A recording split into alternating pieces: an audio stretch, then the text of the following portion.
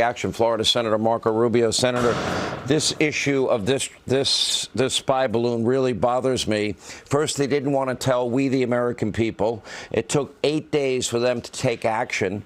It flew over dozens of nuclear launch sites, key military bases, many U.S. airports. You know, were there bioweapons? You know, was this a dry run for a potential attack one day, like bioweapons or EMP attack? I don't think China has ever posed more of a threat than right now. Joe didn't confront them over the balloon until late, or COVID, or unfair trade practices, or intellectual property theft, or record pollution.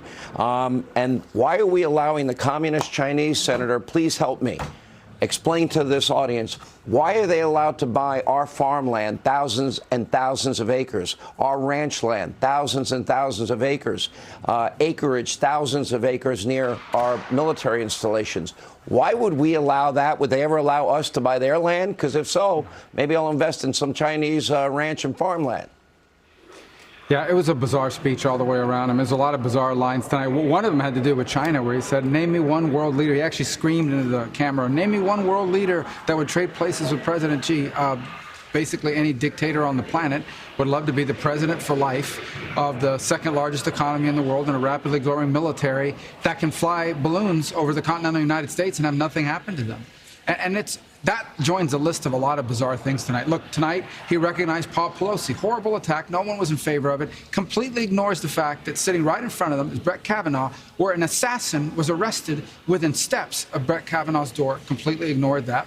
You know, he attacked Big Pharma, smeared them up and down. I'm not always a big fan of Big Pharma, but then he takes credit and brags about a vaccine that they made billions on because he fired people unless they used their vaccine. He went after big oil. All this profits, you should be reinvesting your profits before I, Joe Biden, put you out of business over the next 10 years. I mean, the litany of ridiculousness, it was just really bizarre statement. But let me tell you what you didn't hear about tonight, and I thought Governor Huckabee touched on that in her rebuttal and her responses.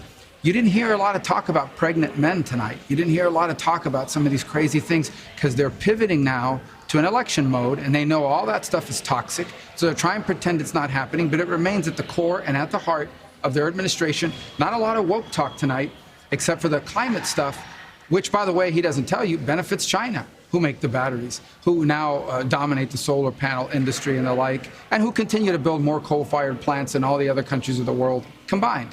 So it was a bizarre speech with a lot of silly lines and some really ridiculous ones. Perhaps the craziest of all is threatening he's going to veto any national abortion ban passed by Chuck Schumer's Democratic Senate. And he screams it so you can see how strong he is about it. It was bizarre, just bizarre. Senator, I think it's a great observation. At times, I was laughing, thinking he wanted to sound like an America first and you know, proclaiming Made in America. Let me go back to your wheelhouse, and that is national security and foreign policy. When is he ever going to confront China on them using Taiwan airspace and flying their fighter jets and trying to intimidate our ally Taiwan? Why is Joe Biden fighting so hard to tap our depleted strategic petroleum reserves so we can sell them to China? You know, why wouldn't he confront China on their slave labor, human rights abuses, oppression of minority groups? Now, Senator, I don't know the answer to this question. I know we know certain things about these foreign business dealings of the Biden family. Isn't it time for national security reasons that we know in detail the financial dealings of the Biden family with countries like China, our #1 geopolitical foe, and like Russia, our #2 geopolitical foe, and any other country? Yeah, I think we should know that about any American public official, especially if they're compromised or there's leverage on them in regards to these deals and things that could be revealed. I would want to know that about anybody, obviously the president, but anybody else. But there's another problem here. That is Joe Biden and many people in his administration are a product of a failed belief that frankly existed in both political parties, that somehow once China got into the world system of trade, they would become like us. They would start following the rules. They would become a democracy. They would play by those rules. And he's a product of that. He was a defender of that. For a long, long time, he was a defender of that. And it's just not in their DNA. It's not natural for them to confront the reality that that approach failed. And I think you're seeing it play out. So he knows what's popular. He knows what people want to hear, but their actions don't reflect it.